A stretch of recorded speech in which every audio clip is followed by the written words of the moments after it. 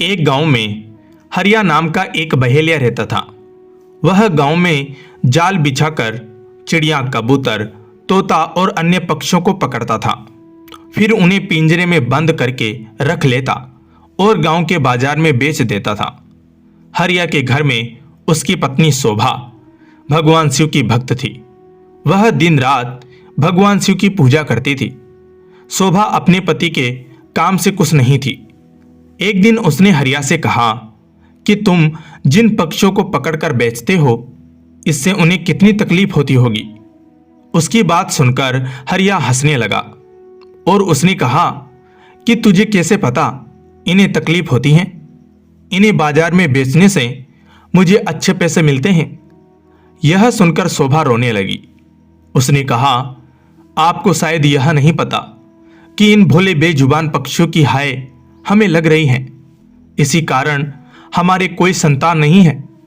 मैं दिन रात भगवान शिव की पूजा करती हूं, लेकिन फिर भी हम संतान के सुख से वंचित हैं। तब हरिया ने कहा कि मैं यह सब नहीं मानता, तो भी इन सब के बारे में सोचना छोड़ दे। यह कहकर हरिया पक्षी पकड़ने चल देता है। शाम को हरिया पिंजरे में पक्षियों को लेकर आता है और झोपड़ी में रख देता है। अगले दिन फिर से हरिया पक्षियों को पकड़ने चला जाता है। तभी कोई घर का दरवाजा खटखटाता है। शोभा दरवाजा खोलकर देखती हैं तो उसके सामने एक ब्राह्मण अपनी पत्नी के साथ खड़े थे। शोभा उनसे कहती हैं, महाराज, आप लोग कौन हैं? तब ब्राह्मण कहता है कि बेटी, हम बहुत दूर से कुछ दिन इस गांव के शिव मंदिर में अमर कथा वाचने आए हैं, इसलिए घर घर जाकर उसका निमंत्रण दे रहे हैं। तुम भी कल से अपने परिवार के साथ कथा सुनने आना। यह सुनकर शोभा बहुत खुश हुई। उसने कहा, हे ब्राह्मण देवता, मेरे तो भाग्य खुल गए। ऐसा अवसर तो किस्मत वालों को मिलता है, परंतु आप दोनों की रहने की व्यवस्था कहाँ है? तब ब्राह्मण ने कहा, बेटी, मंदिर के पंडित जी ने हमारा रहने का इंतजाम मंदिर में ही कर दिया है और इस गांव में जो भी हमें सम्मान और प्यार से भोजन कराएगा, हम भोजन कर लेंगे। यह सुनकर शोभा की आंखों से आंसू बहने लगे। उसने रोते हुए कहा कि महाराज, मैं बहुत गरीब हूं, लेकिन मेरी इच्छा है कि जब तक आप इस गांव में रहे, आप मेरे घर में भोजन करें। परंतु मेरे घर में रूखा सूखा है जो आपको पसंद नहीं आएगा। यह सुनकर ब्राह्मण की पत्नी बोली, बेटी, तुम चिंता मत करो। यदि तुम्हारी इच्छा हमें भोजन कराने की है तो हर दिन हम तुम्हारे घर में ही भोजन करेंगे। तुम्हारे रूखे सूखे एक निवाले से ही हमारी तृप्ति हो जाएगी। यह सुनकर शोभा बहुत खुश हो गई। उसने कहा कि मैं आपके लिए भोजन तैयार करती हूँ। तब ब्राह्मण ने कहा, माई, तुम भोजन तैयार करो, हम पूरे गांव में निमंत्रण देकर तुम्हारे घर आएंगे। यह कहकर दोनों चले जाते हैं। शोभा भोजन तैयार करती हैं। कुछ समय बीत जाने के बाद दोनों पति पत्नी शोभा के घर भोजन करने आ जाते हैं। जब वे भोजन करने बैठते हैं तभी ब्राह्मण की नज़र पिंजरे में पक्षियों पर पड़ती हैं।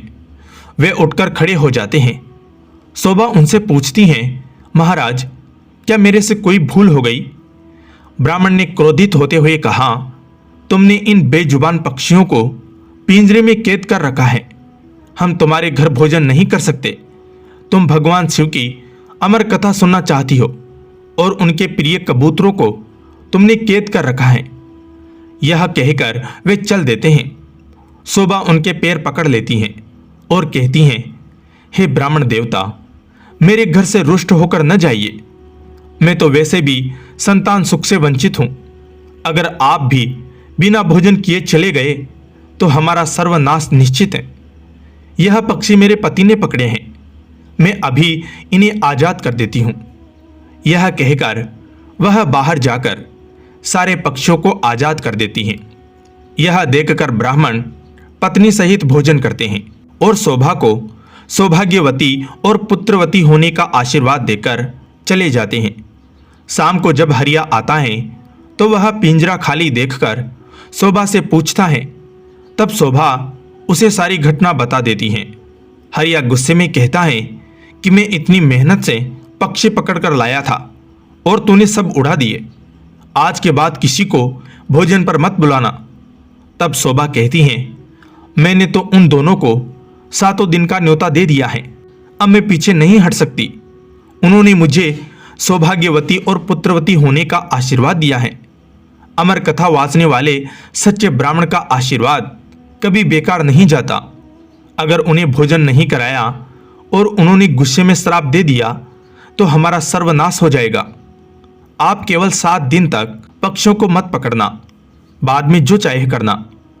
हरिया को हार कर उसकी बात माननी पड़ी। वह बेमन से 7 दिन घर पर ही रहने लगा।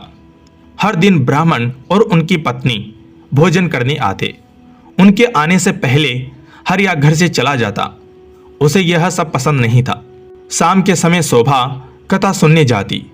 वह हरिया से भी चलने को कहती, लेकिन हरिया मना कर देता था। इसी तरह 6 दिन बीत गए। रात को शोभा ने हरिया से कहा कि आपने मेरे कहने से 6 दिन पक्षियों को नहीं पकड़ा, बस आप मेरी एक बात और मान लीजिए।